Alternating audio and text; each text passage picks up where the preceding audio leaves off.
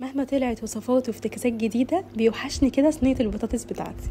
هنسلق اللحمة، هنشوحها الأول في سمنة بلدي ونسيبها كده تنزل كل ميتها، ونحط فلفل اسود وحبهان وورق لوري ونشوح كويس جدا لحد ما تاخد لون من كل الاتجاهات. وبعد كده هنضيف المية وتكون فترة مش مغلية، واي ريم يطلع على الوش نشيله.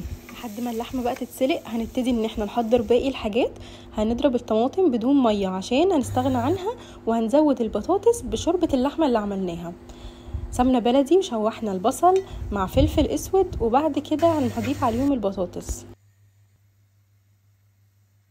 هنضيف بقى التوابل وسبتها لكم على الشاشه، وهنقلب كويس جدا لحد ما البطاطس كلها تتبل كده وتاخد تحميره بسيطه. فص من الثوم المهروس ونحطه في اخر تشويحه خالص، مش حابين ان هو يتحمر زياده ويمرر من بدايه الوصفه.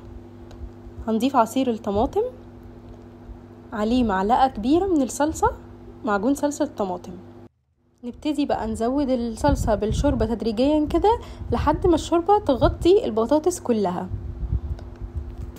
نبتدي نضيف اللحمه على الوش وندخلها سوا كامل في الفرن. سويتها في الفرن وبعد كده شغلت الشوايه اخر ربع ساعه عشان اللحمه تتحمر.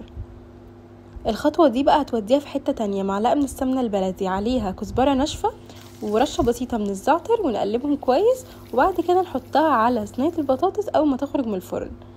بجد الطعم تحفه خرافي وهيعجبكم جدا. ما تنسوش الفولو لوصفات اكتر.